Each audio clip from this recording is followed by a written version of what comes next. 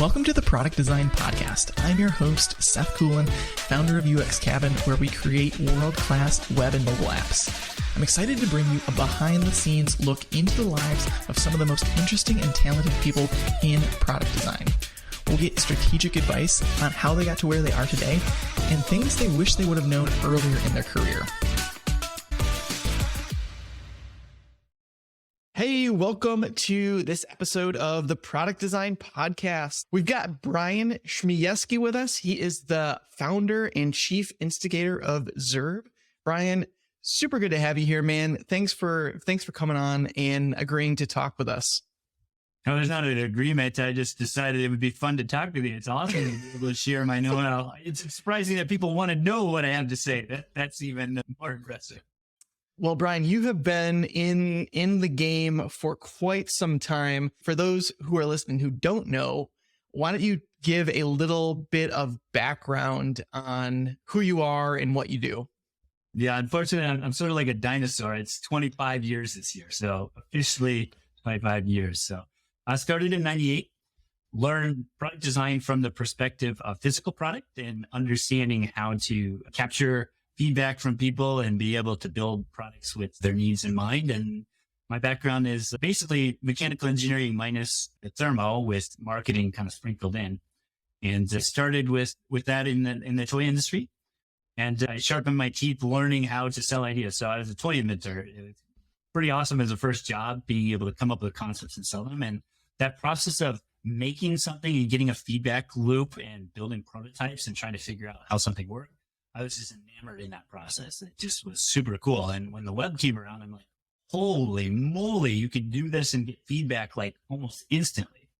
You know, when you have a product, it takes oftentimes 6 months to 9 months of a feedback loop. And we would make product concept toys and it would take 6 months for a prototype to come by. That's totally changed now because there's a lot of prototyping on demand, but I got super excited about that. And I realized the process of making something and using design thinking way back when could be applied to the web in a slightly different way.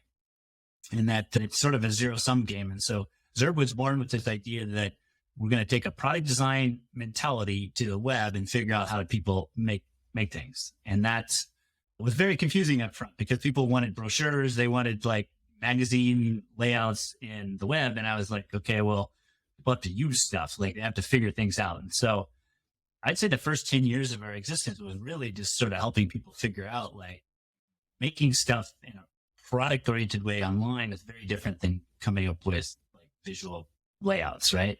And so we were product designers before there was really product design on the web. And this UX concept as an idea wasn't really a thing.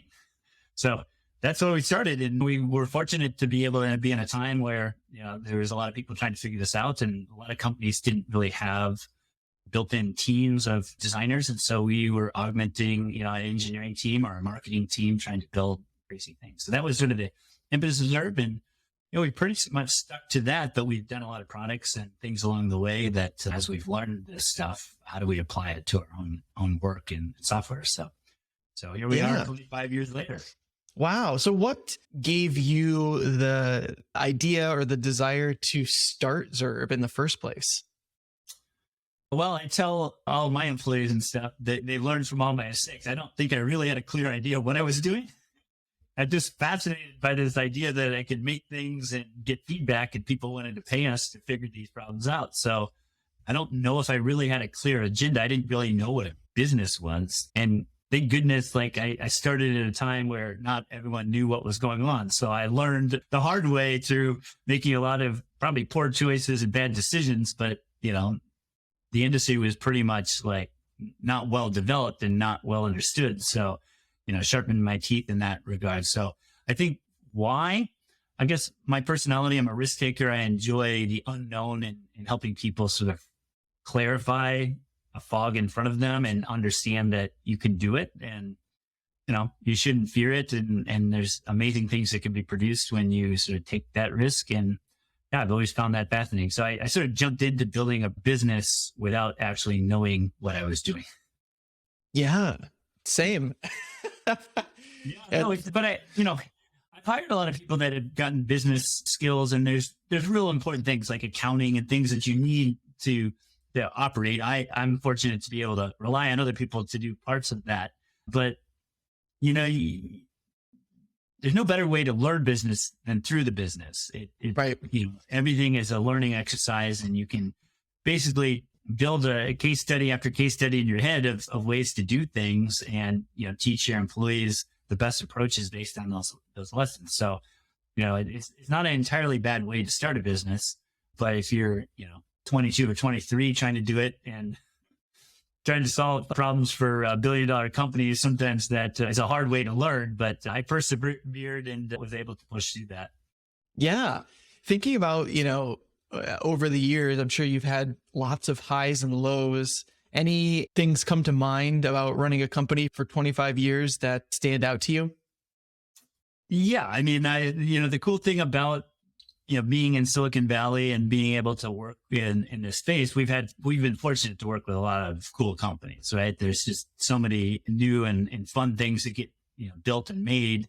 Sometimes useless stuff, I'm not going to lie, but other times, working on things that have impact. But I have lots of stories. My first, sort of big one when it came to understanding business is providing services for billionaires. So not millionaires, billionaires. So there's a whole different mindset that goes along with, people who have created wealth and created, those sort of businesses that create immense value across the globe.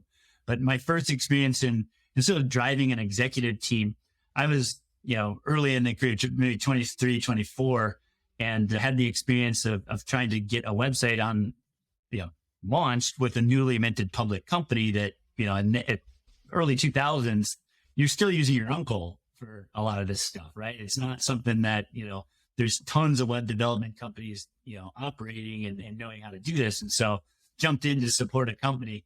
Funny enough, I was invited to a meeting that nobody put me on the calendar, let me know. And I was told I was supposed to be running the meeting. So I lived 15 minutes away from this company, sprinted over there. There's a whole executive team sitting at a big, long table and two billionaires sitting at the table, one at each end of the table. And I was supposed to be facilitating a brainstorm. What is this website supposed to be? So I got up at the end of the table and was like, okay, we're going to figure out what this website is. So immediately the sales guy's starts talking and is complaining about his sales funnel. I'm like, okay, where do I go with this? How's the website going to support this kind of sales funnel? Then someone else mentioned something in HR was talking about, talent and having problems with talent. I kid you not, literally a minute and a half into this thing, the billionaire says, I think we're done here. And I was at the head of the table. I was like, okay, what do I do now?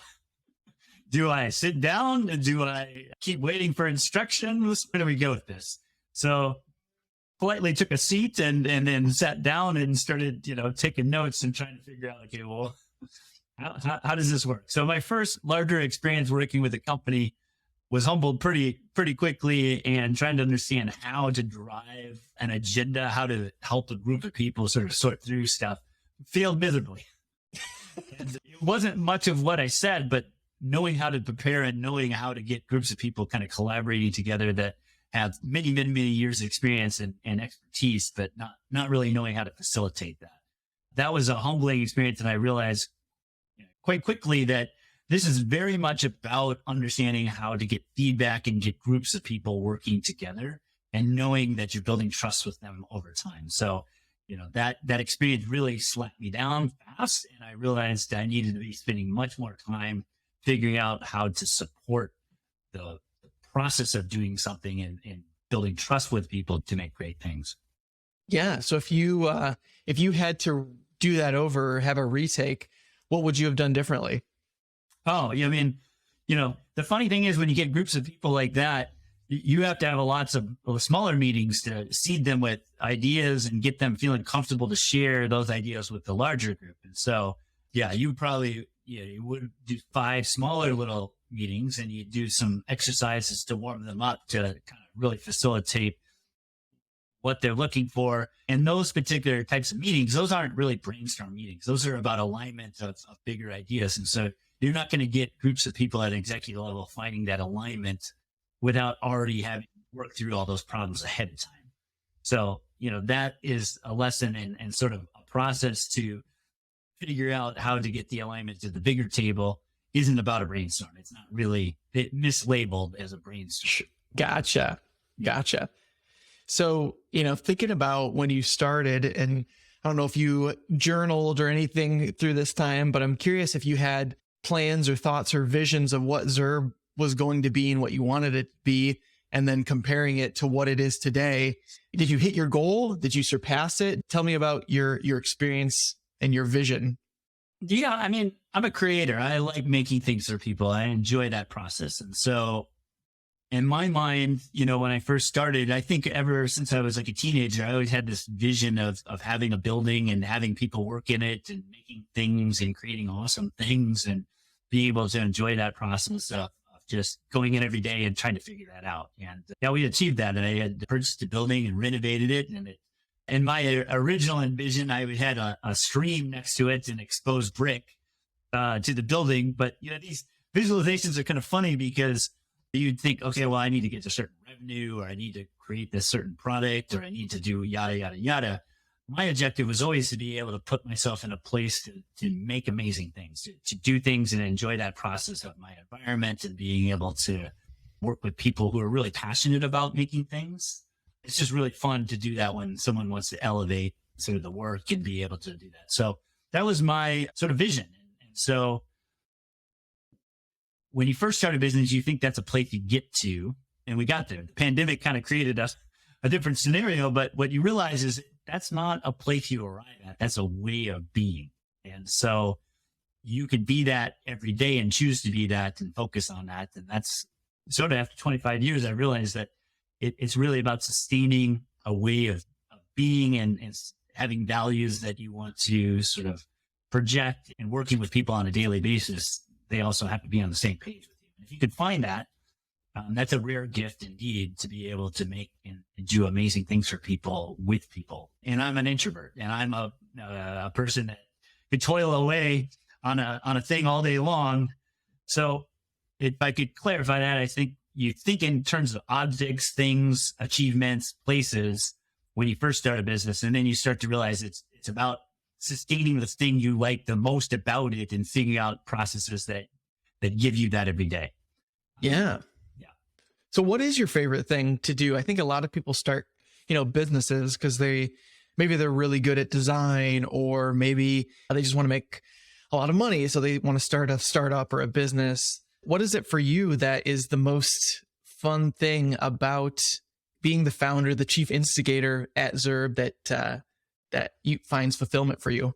Yeah. Well, 2006, I said, I'm not doing a job anymore, and I'm on a mission. So what that means is I want to be really focused on the ideas and sort of sustaining that vision in a way that supports other people's growth, and they can see the world differently and be able to envision either a new service that they have in their mind, a new skill they're trying to develop, a new product idea.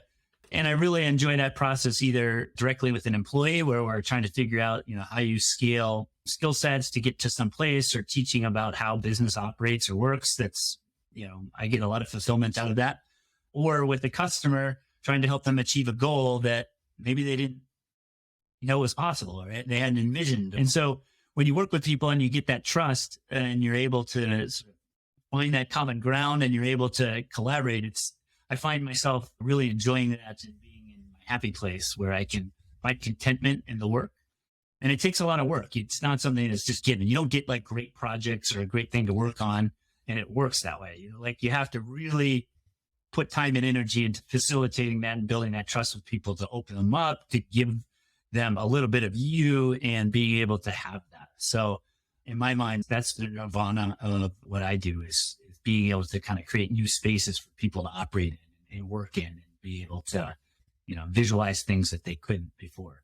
Yeah, that's really cool. Is there, anything that you look back and you're like, man, it was really good that I did this. I didn't know this was going to be the right decision to do or pull the trigger on, but any kind of lucky breaks like that where you all the time.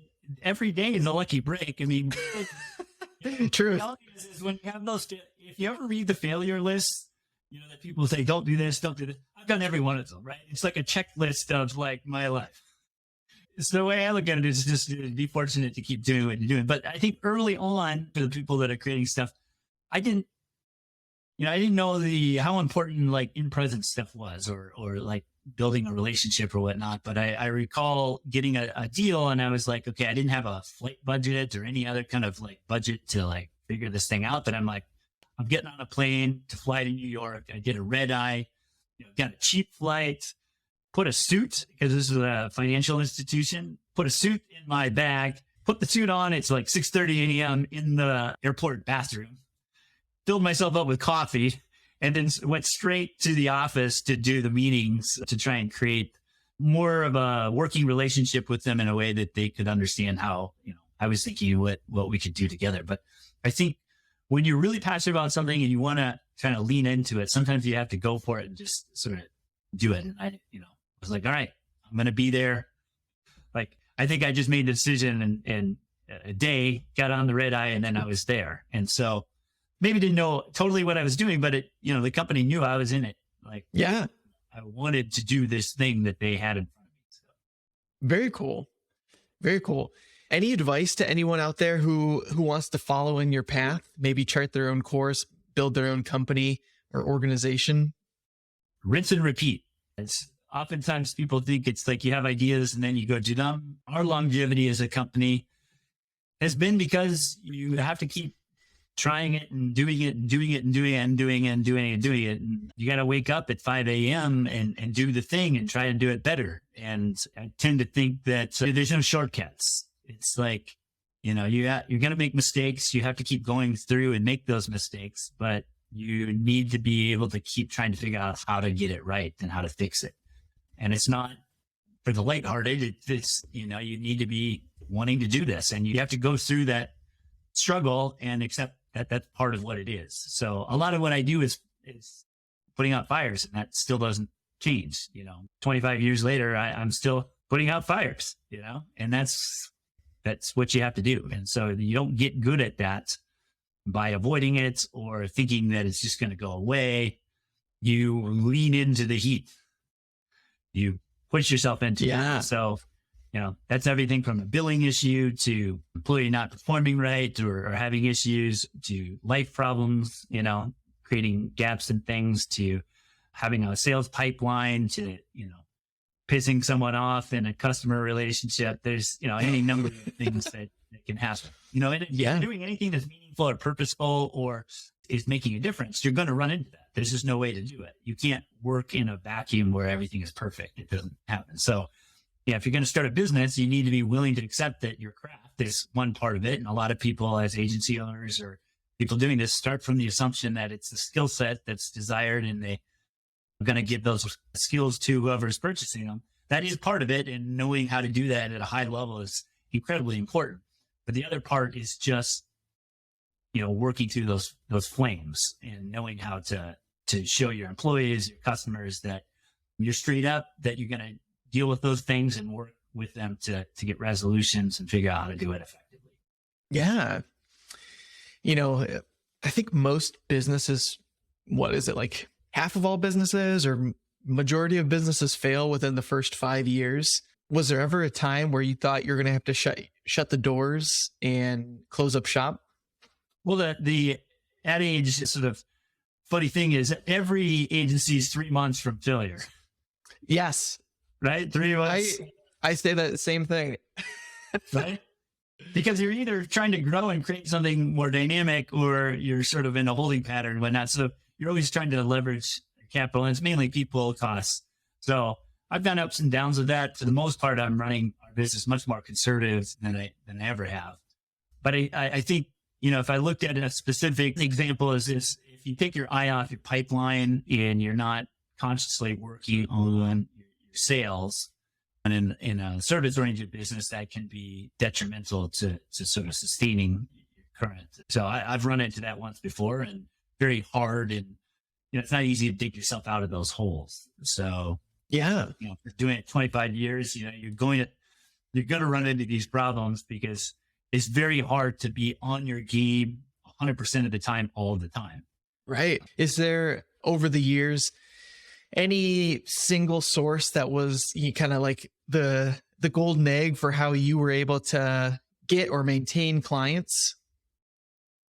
Yeah, we were doing content marketing way before most people did. So, when I saw the potential of putting things out in the world and sharing those ideas, then I saw this sort of reciprocating sort of community building around those ideas. And, a lot of people were using our code. And when we put code out and, experiments that we were working on, people stayed engaged with us and wanted to work with us because we were just, sort of open with some of our ideas. So if I was to give most people that are trying to start a business or provide services, oftentimes it's not always what exactly it's sort of the trials and tribulations of that and sharing that with an outside audience, because most people want to work with people that have gone through a struggle, that they understand something, that they've really figured out a problem, not because they've had just success. Some of that, could be beginner's luck, but have worked through those struggles.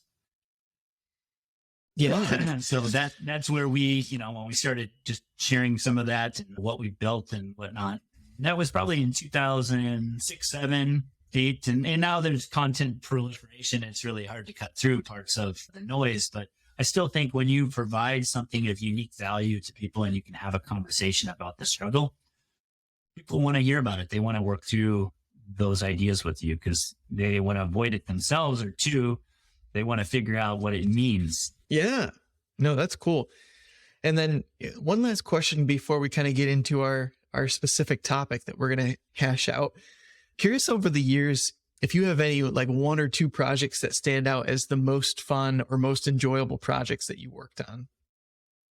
Well, I think the cool thing about working on project work, it's not always the nature of the work that can be fun. It's the people. You can work on projects that have a lot of dynamic energy and fun. So one project that we worked on early, I think probably about 2002, I worked with a company called ClickTracks, and the founder had put something on Craigslist. And I don't know if the kids still are on the craziness of Craigslist, but at the time it was sort of this like weird conglomeration of people looking for jobs, selling, tables and whatnot. But he wanted some icons, and it started our relationship based on some icons, and created some cool icons. And then we just started doing all kinds of stuff together. And his business, eventually, he sold it to a company. We would work together about 4 or 5 years. But the team that we had assembled with the types of characters on that team were just super enjoyable and fun, because we were doing like trade shows, like giving away socks and doing crazy stuff with socks and doing all kinds of fun, like non-traditional business oriented things. And so it was just really fun to work with that team. And I thought the work came out really well. If you look at more high profile things, we worked with Netflix and Hulu. In Netflix, we did the Just for Kids at the time.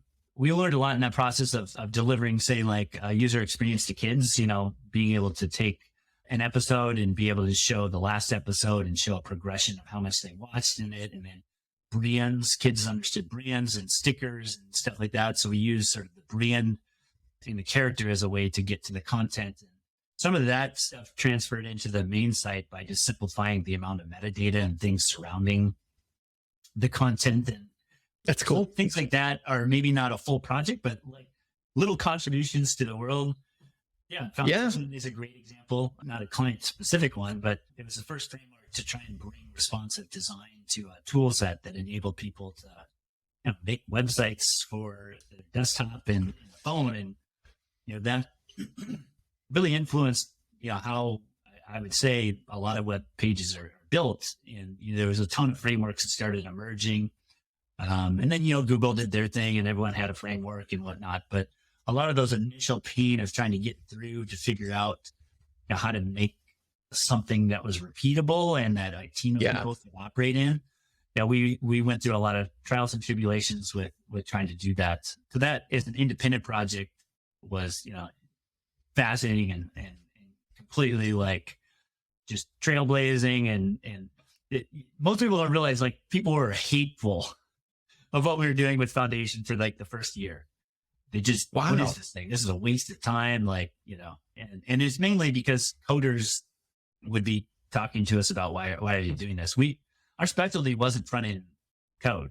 Like, we were prototypers and made templates and stuff like that to try and facilitate and speed up a process. So, the reason we built this stuff was to speed up our own process to help these companies get to solutions faster. And along the way, we kept improving the CSS and HTML and all that. That was part of it. But that would probably be considered one of the more fun projects we worked on, and, as far as a team of people working on something. That's so cool. I remember using ZURB for years when I was more doing front end work. And I just learned so much of like, seeing how you guys built something in ZURB and be like, it's a little too complicated for me to understand. So I'm going to build it my own way and just kind of like use it as kind of the base point to kind of build off of, something that I wanted to experiment on or what I wanted to build. Or sometimes I just wanted to like plug in and play and just like use it out of the box. And I just like, I learned so much and got so much value just from, that open source project. And so, I feel like I owe you. I never had a business model figured out. The thing is, we answered probably 30 to 40,000 tickets. Wow. Never charged people for it. Yeah. That's so cool. It's cool. I feel like, from your perspective, learning, because we really had this desire to shape like how people made stuff. And, so I always remember that would be a big lesson. I never thought like it emerged organically. I didn't have a business model tied to it in a way that made sense. So that's a whole other conversation in itself. But it's really cool when I hear those stories of people like, it was my first thing and it was so fun to try and figure it out. And, and I made some of my own stuff. And, that was always our perspective. It wasn't trying to dictate everything. It was more of a thematic idea of like how you can make stuff. And here's a tool set that gave you those tools. Yeah. No, that's awesome. I love it. So much value there in the open source. I think you guys had like a bug bounty at some point for like, you guys would send all kinds of crazy stuff with it. It was, at a certain point, I wasn't this big like SQL or had figured out a revenue model around the open source. And so, it served as a way to sort of progress our connections to people. But it's still today, I think I can pretty much go around the globe if people still are like, open their doors to us just because they're like, oh yeah, I use that thing, right? It's always it's a great experience. I mean, it's so crazy. Like we went all over the place, like, the White House, like, crazy. Just, I don't know. It was an amazing sort of rise. And so, the market as a whole with frameworks and stuff, there's so many tools out there now, but we do have that little space in the folklore of web development that a lot of people still remember. I remember one time when I was working with a client. So I guess back up, I made like the SaaS version of Skeleton, which was a really lightweight framework. And I just like, oh, this is cool. I use it in, this CSS preprocessor. So I made that version of it. Right. And that had a very small little amount of popularity that kind of felt big to me in a sense. The kind of the peak of that experience for me was years later. I was working with a client and we were talking about things, going through the code, seeing how things had been built. And they had actually used the code that I wrote to make their front end. And we just like found out about it on the call. And it was just like the most, serendipitous kind of coolest thing. And I'm just like, that is like the best feeling in the world. Yeah, no, totally. I mean, those are the things as creators we get to experience. And oftentimes in web work, things expire and it's just one moment in time of something you've contributed. But when you do have those moments where it's like, oh, it's stuck around, like that's incredible. So, the cool thing about Skeleton is actually, we might have talked to this before, but Skeleton, Dave had worked for me.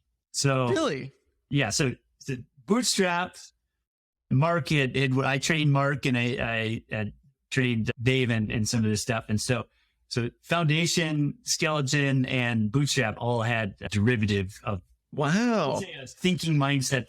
These tools came from this thinking mindset of how do I get to answers quicker with a set that gives me like flexibility to get somewhere. And I think, Bootstrap evolved a little bit more from an internal business culture at Twitter because they had different prototyping needs, and ours that need to be much more flexible to deal with all the issues that surround different types of problems.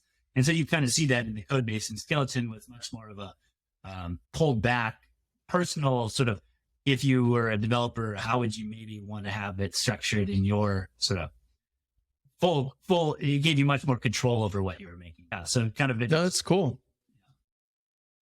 Cool. So, I mean, I know that you've worked with a ton of clients. I've worked with a lot of clients, and I think there's always kind of rules of engagement or expectations that we want companies and design partners to be on the same page about. But would love to hear from you some mistakes that companies make when they are looking for their design partner. Yeah, this is such a relevant topic because we've seen so much of design. Companies have sort of built programs, and they've sort of built the staff around, making products. And so those disciplines have matured in businesses. And there's also this need of specialists and people that can create things that maybe don't have to be tied to the main business with sort of all the, efforts of getting approvals and all that stuff. And so there's these unique opportunities, I think, for agencies and small firms to be able to help companies get unstuck and create great things and co-collaborate.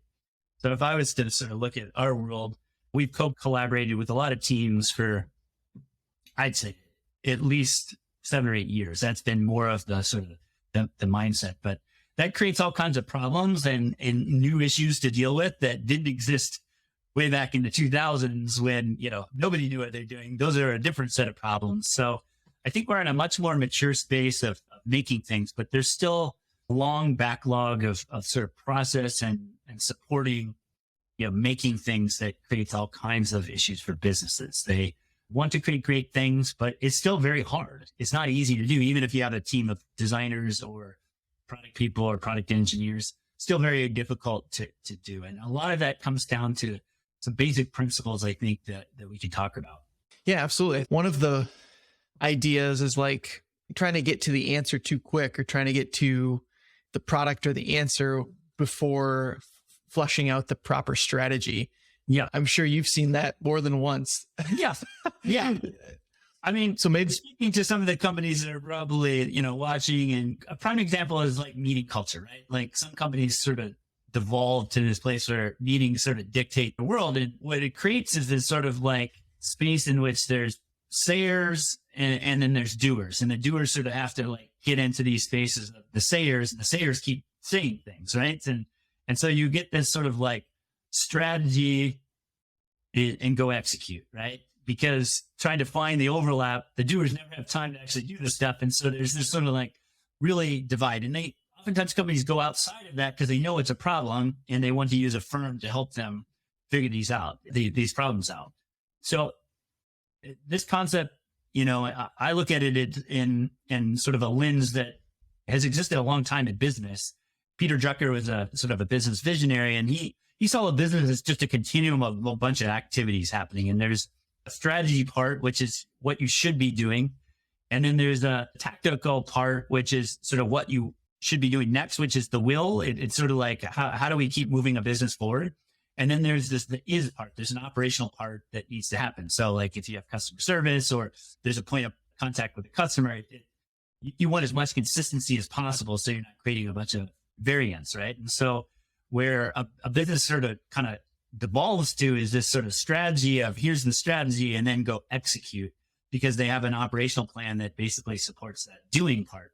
From a design perspective, that doesn't give you a lot of wiggle room to figure it out. Either you're conceptually working at a strategy level in which people are dictating more of those things based on a business opportunity rather than a customer need, and then an implementation problem that is heavily burdened by all the production and the tools and the things on that delivery. So businesses get stuck here.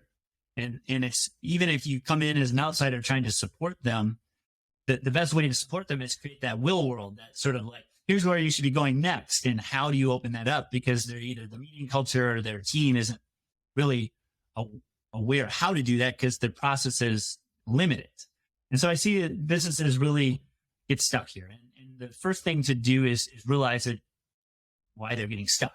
So if you realize it, then you can start with a place of having an open conversation about this issue of, quickly moving to production and not having the space to do it. And so, oftentimes businesses need to be able to create that space with project owners, but building trust with that team to try and create those will moments of what they should be is really the objective of the agency, is to really infuse a company with new ideas to be able to support that. Because they already have a team of people that are starting a core product. And a lot of those companies can do some of this work on their own, but an agency specifically has a unique ability to sort of unhinge or try to get them into posture to be able to accept new change and be able to deliver good ideas that can help their business grow.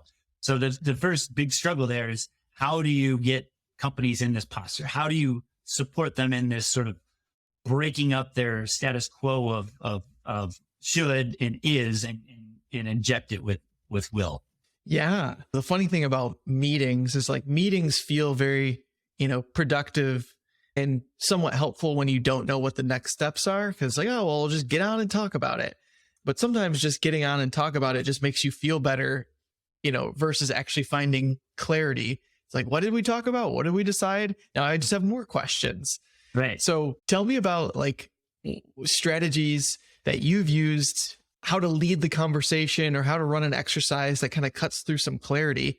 Everyone has, a process. We've developed progressive design as a means of trying to tackle these problems, is that when you put a more formal process in place to do what I just said, then it creates space for ideas to start to emerge. So let's, take a specific example of a meeting, right?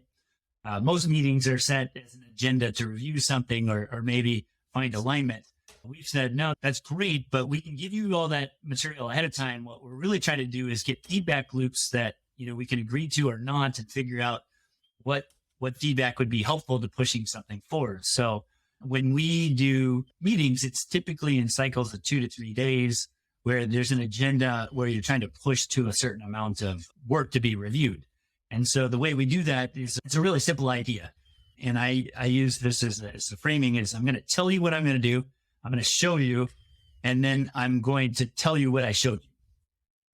And so what this helps us do is create cadence in workflows where we're able to get people in alignment of an expectation. And so we use that framing device, whether it's a sort of exploring opportunities, doing some need finding, doing a layout, doing some front end code. Doesn't matter. It's the same thing across everything. And so if you can train a team to say, hey, no, this meeting is really about giving feedback. It's about structured debates and knowing how to give that feedback.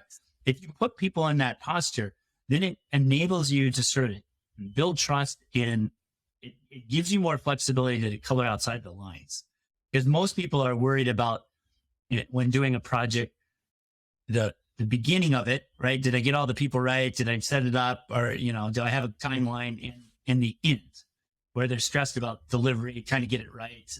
And so our job as a designer is to alleviate that stress, to try and build trust, and then help them see that, this process that's chaotic, design is nothing more than chaos controlled, to a place that they can manage internally with a team of people that have expectations, where they put money and resources to this thing. So that first part is structuring your debate, making it the meat, not the thing that you do after the work.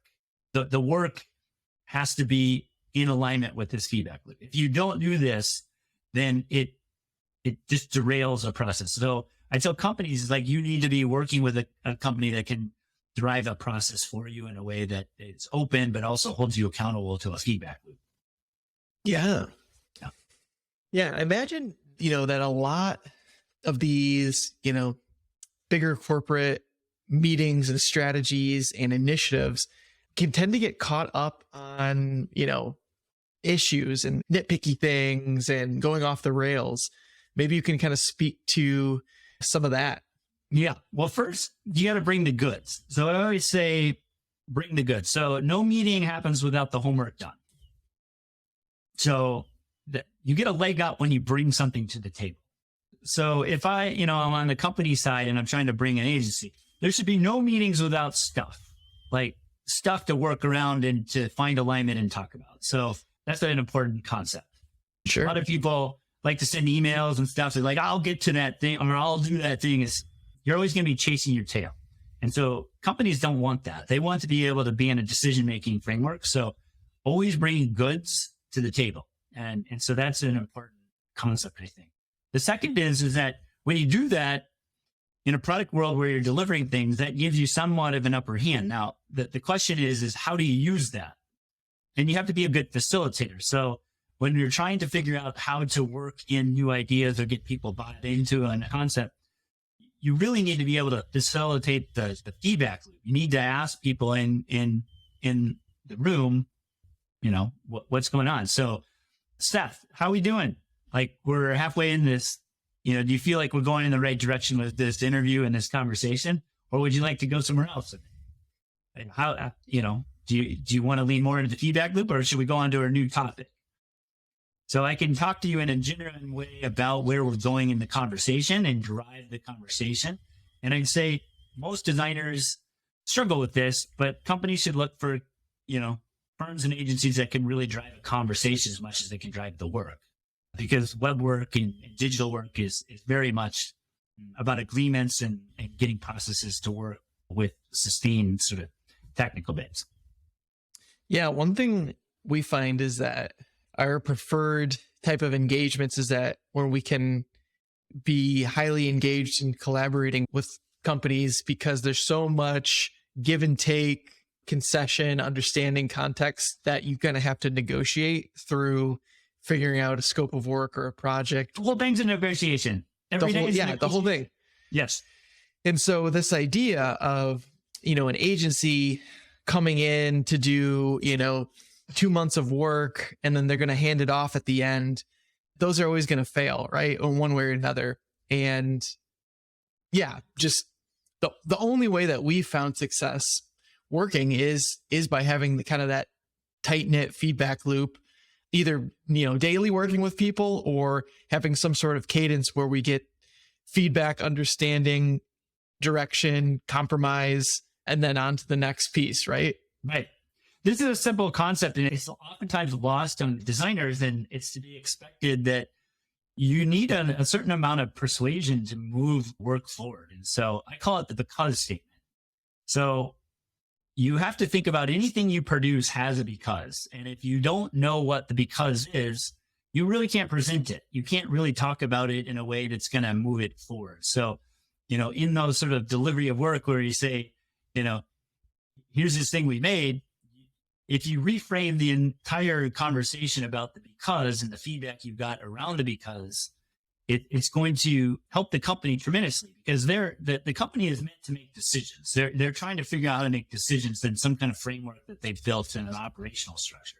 So this putting an agency in to disrupt things can cause all kinds of frictions and problems if there's no way to take that disruption and create an outcome. So an agency's job is really to create disruption and get someone to a point where they can manage that disruption in an operation. So that means there's a lot of trust building in this exercise of having these conversations, and that feedback needs a lot of benefits tied to it, of, challenging the assumptions and then being able to show why something works or doesn't work and be able to have a realistic conversation. The other thing an agency needs to be able to present is a lot of wrong things. This is where I think a lot of agencies, people hire an agency to get it right. But if I'm a company, that's not good, because so much of web development is about in building products and learning is about getting it wrong. So, the mindset has to be in the feedback loop of what did we learn from this? How do we get better? What can we do differently to mitigate sort of the downsides of just making dumb stuff? And too often I know people want to pay someone based on their expertise to make something, but I can tell companies, I've been doing this 25 years. In every project or anything I've ever worked on, there's always new things to learn. There's always new ways to do it. So bringing failure as a structured way into a project is really important. And that only happens with a feedback loop. If you don't have a good feedback loop, you can't talk that out. There's no way to do it. You're going to be in a defensive posture the entire time. Yeah. No, you kind of to your earlier point of, just having a level of, understanding, self-awareness, persuasion. It reminds me of the guy who like first found out that you should wash your hands for like, cleanliness and like a simple disinfection. idea, right? And it's funny. I think the point of that story is that he discovered that he had that idea or came to that conclusion, and he told everyone in his hospital about it. But he was such a jerk that no one listened to him, and no one, adopted it for like another like 20 years or, some crazy thing like that. And it's like, right. I think for us as designers or agency owners or whatever, it's like, it's not about being right. It's about having the right temperament and persuasive skills to be able to guide to the right direction. Yeah, you're right on. I tell my team this is I don't really care to be right. It's not even interesting. And in fact, it's a dead end. What I do care about is how do I get to a better answer? And if I have a process to get to a better answer, I'm never going to be stuck in a hole. There's always a way to move forward. So I try to help people understand this is a general life posture. If you have ways to solve problems and ways to understand people around you, you're never left in just a dire straits. There's always a new thing you can do. I mean, the simple way to frame this is if you know how to Google, like it does amazing things for you because you can start to figure out how to solve problems, but you have to know how to Google and know how to search for things. So I tell people this is, if you have a skill of Googling, I look at that as high proficiency in problem solving. So, yeah. Yeah. Yeah. No, I think another point is like, these are usually not binary right or wrong solutions, right? It's, good, better, best. And it's just kind of like the scale of this could work, but there's probably something out there that could work better, could work worse. So how do we find on the scale where it is?